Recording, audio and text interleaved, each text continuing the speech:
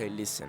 Most of these things are absolutely unsexy, but do them, and it's gonna take you a few months to learn palm foiling. Not just like I did, and it took me 2 years.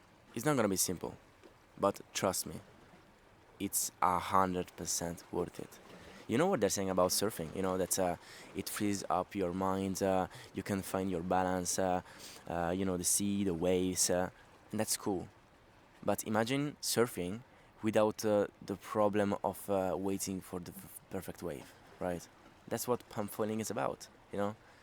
Getting into pump foiling means that you're free because you can pump in any condition. You can practice the sport in every condition. If there are some waves, yes, you can. Maybe you have some experience, so it's not a problem for you to just go out there, pump a bit, and catch on swells. If there are no waves, just like now, it's super flat, no worries. You can still go and have fun. And there are so many things to learn that, just like in all the other sports, it's a never-ending journey. And that's the beauty, that's the thing. Because the fun is actually learning. So enjoy the process, especially the first part is the best one, trust me. Because there are so many things to learn. It's confusing, yes, but if you break the things down and you learn one thing at a time, it's gonna be easier and you're gonna learn faster and it's gonna be totally worth it. Trust me. So watch this video until the end and subscribe for more tips. It's not gonna take a week. It's not gonna take 2 weeks. It's not gonna take a month probably. It's probably gonna take a few months or even a year. And it's totally okay. Are you in a rush?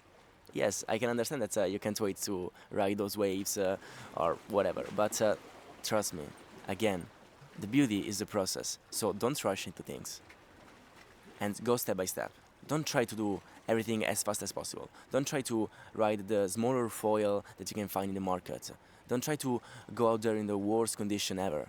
No, slow down, think about what you have to say, learn the basics, practice on land, which is, by the way, another step, but go slowly and enjoy the process. Don't rush into things. For me, it was a completely solo journey. I was in Italy, I was going to the dock with the wrong foil, and I was practicing. Everybody was watching because it was summer, bloody summer in a lake in Italy, so it was super, super crowded. It was kind of embarrassing, actually. I was getting nowhere. After even a few months, I couldn't get any result, any. So it was embarrassing, it was frustrating, because I really wanted to prove wrong all the people saying that it was impossible. But I couldn't, because I was using the wrong gear, which, by the way, is another step. But the point is that try to find someone to get in this journey with. That's gonna be game changer, believe me. You know, sometimes you will feel like not going to the dock because nothing is working, because you are demotivated. And when you have someone on your side that can tell you, come on, bro, we've got to do that, it's so much easier. And then I don't want to make too much spoilers about the other points of this video, but when you have someone to pump with, this is someone, maybe even if it's just at your same level, can give you valuable tips. Because maybe you cannot spot your own mistakes. Sometimes, more often than not, actually, we're blind to our own mistakes. I talked about this a lot, I know, but it's because it's important. Of course, we want to be versatile riders at some point in our journey, but that's not the goal at the beginning. The goal at the beginning is to make things as simple as possible. It's already hard enough on its own. It's already hard even if we break down the movement and we disassemble the movement and we learn one thing at a time. So we don't have to complicate our lives further, okay? So what is the perfect dock? In my opinion, there are two ways to learn it, okay? It depends on the docks that you have available next to your house, because the most important thing probably is to pick the dock which is closest to your house, because this way you reduce the friction. Again, you're gonna reach some points where you don't really feel like going to the dock, and if you have to drive half an hour to go to the perfect dock, to go to a dock, to go to a pond, whatever, it's just added friction that you don't really want to add. You want to make it as simple as possible to go to the dock and start a session. And the way you do that is by picking the best, closest dog that you can find. There are two kind of dogs that I would suggest to start from. You either want to learn with the drop start, the reverse drop start, the inverted drop start from Yvon Labart, either the dog starter as I teach you in this channel. So if you scroll down into my past videos, you will find loads of tutorials on the dog start. And essentially the most important thing in my opinion is to make 2 steps and to keep your hands on the pad until both your feet are on it. In my opinion, this way is much easier, not only to learn it, but also to learn the other starts further in your journey. So if you're learning with the dog start, you want a low dog, like around 30 to 40 centimeter above the surface, and nothing underneath. So the dog must be either floating, either have some pillars, but kind of far away from each other, so that you really have at least 2 meters underneath the dog to place your front wing and then run to gain some speed before jumping. And if, on the other hand, you are learning with the drop start, again, it's way easier if you have an overhang dog. Okay, it should be higher, like around 80 to 90 centimeter. I mean, longer than your mast. That will be perfect, so that you can keep your foil a bit above the surface, so that you can really gain some momentum. You can really give some speed to the foil before you jump on it. But again, if you have an overhang, you can keep your foil closer to you, because you can put the tail underneath the dog. And it's gonna be easier to throw the foil precisely and to jump on it with your feet in the right spot. I know you're sick of hearing me talking about the perfect gear, the perfect foil, the perfect setup, the fuse, but it's important. What are you gonna do? Many people don't agree with me, but I don't really believe that mid-aspect foils are the best to learn with. Okay, maybe they are more stable, but they are so clumsy to pump. So why would you learn, to pump these clumsy foils and then you switch to a high aspect foil and then it's completely different? So, okay, I'm not saying that you have to start with these sticks, okay? But still, not even with these circles, right? You know what I mean. But yeah, one thing at a time. Starting from the board. I'm using an 80 centimeter board. Okay, maybe you might want to start with something a bit bigger, around 90 to 95 centimeters. It's gonna be a bit easier, a bit more permissive. You have more room to play with, to place your feet nicely, according to your posture, according to your foil, whatever. The mast. Now, the shorter, the easier. So if you're starting with an 85 mast, it's not gonna be simple. Maybe you have an 85 mast because you are winging or you are into something else. But if you can get a shorter mast, that's probably beneficial. But at the same time, don't buy a mast just to pump. And if you're used to an 85 centimeter mast and you're probably a good wing foiler, it's probably going to be easier to stick to your setup, because that's what you are most comfortable with. But if you're starting from scratch and you don't want to change your gear every few months and you want something that will last even forever, I would recommend to go for a carbon mast and around 75 to 80 centimeter, because in my opinion that's the sweet spot. Because it's not that hard to drop start, it's not that hard to beach start and to rock start, but at the same time you have more room to play with if you want to ride some waves or if you want to, get into something else. Because at some point, trust me, even if you right now you just want to go further, go far, you just want to pump in flat water, believe me, sooner or later you will want to ride waves to try something else, to try something new, probably with the wind as well.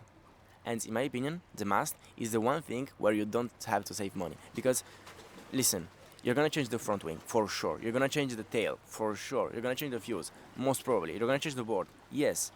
But why would you change the mast? There is no really reason, right? If you're sticking to the same sports, why would you change the mast? And the mast is not gonna break. Maybe you're gonna hit the front wing, maybe you're gonna destroy your tail, but it's very unlikely that you're gonna destroy your mast. So just spend some money for a decent mast right away. And don't think that you're not gonna like the sport or something, because you will like it. There is no way that you will not like it. And there are people who are saying like, What's the reason? What's the purpose of this sport? You're just jumping on a board. What the fuck are you talking about? Just go out there, try it, and then you will come back later and tell me what you think about. And then for what concerns the rest of the setup, we want something stable. So a longer fuse, not crazy long, not these fuse made for wind foiling, not that's not what we want, but around something around 70 centimeters, something like that.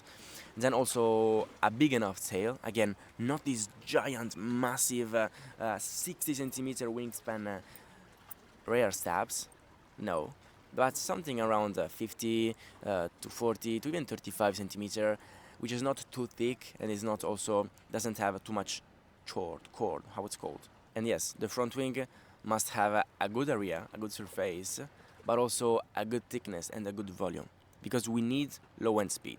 Because most probably at the beginning you will not be efficient. We are never efficient at the beginning. Even in the dog start, even if we run like crazy, we are never gonna be super light during our landing, so we're gonna lose some height and some speed. We're not gonna have speed. That's why we need a foil, a front wing, with a very good low end. So something thick, something around 2 centimeter thick. This is probably the most underrated thing. Nobody does it. I mean, someone does it unconsciously.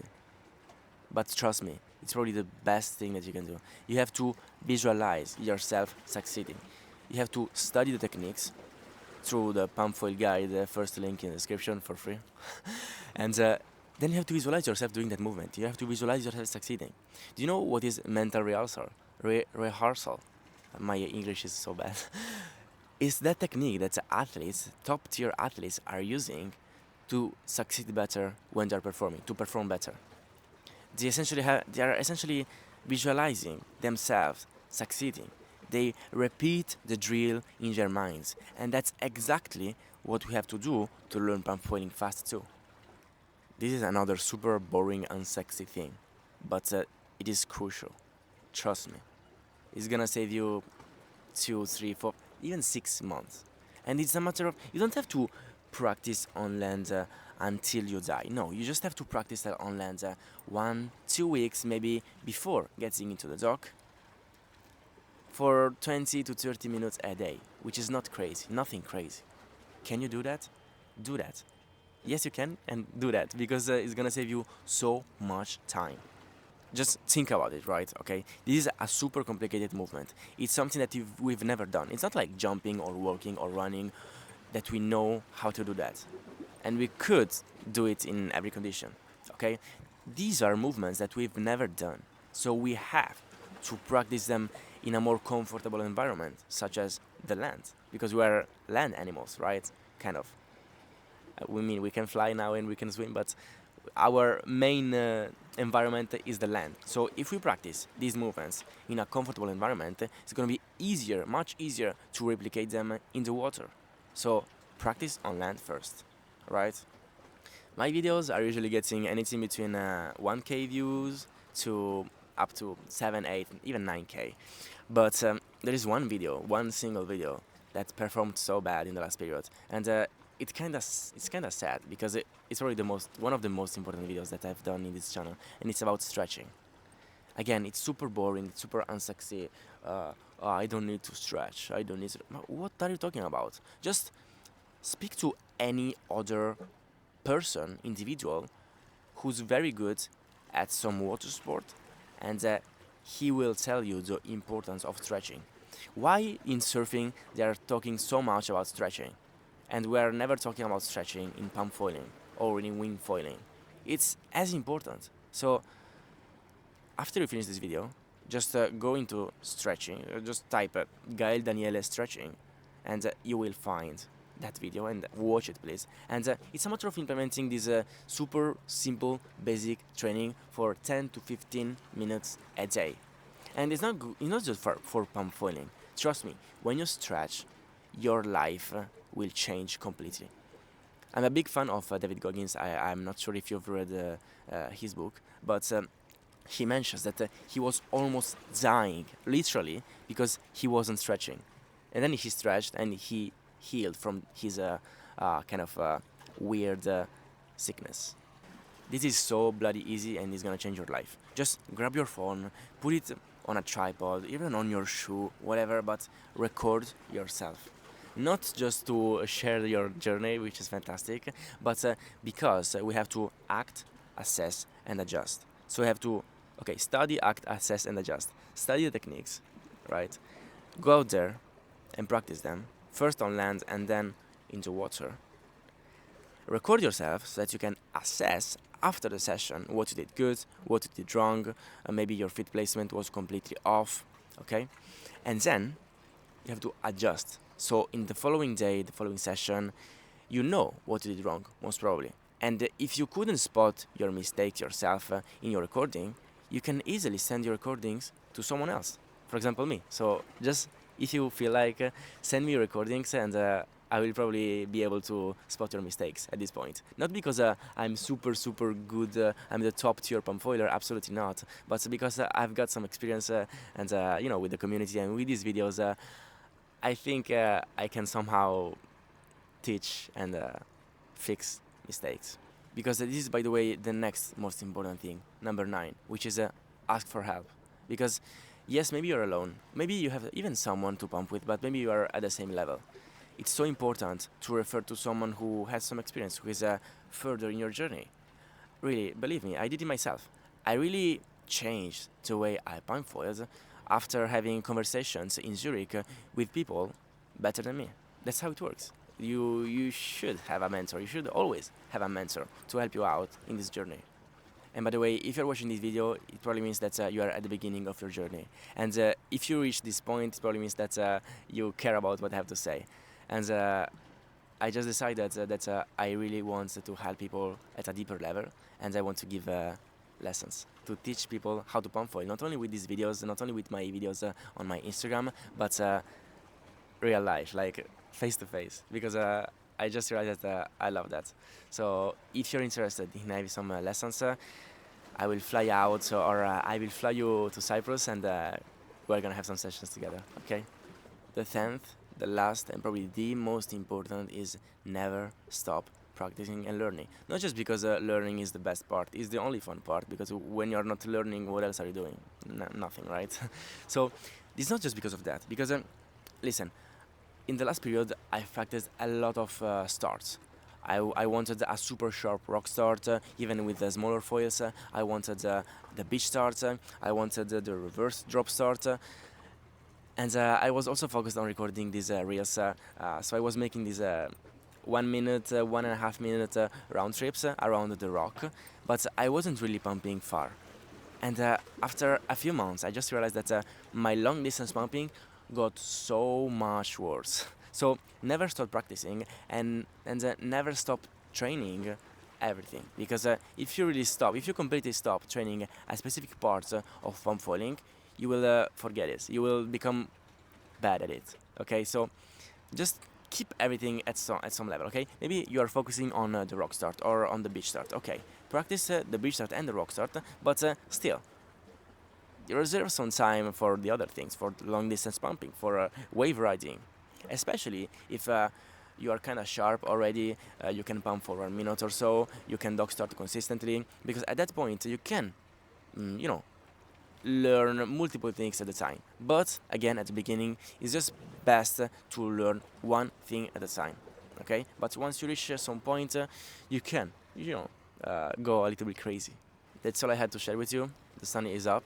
I hope this video helps, and if you really want to have some sessions together, if you really want to have a mentor to help you out in this journey, just feel free to reach out to me via email.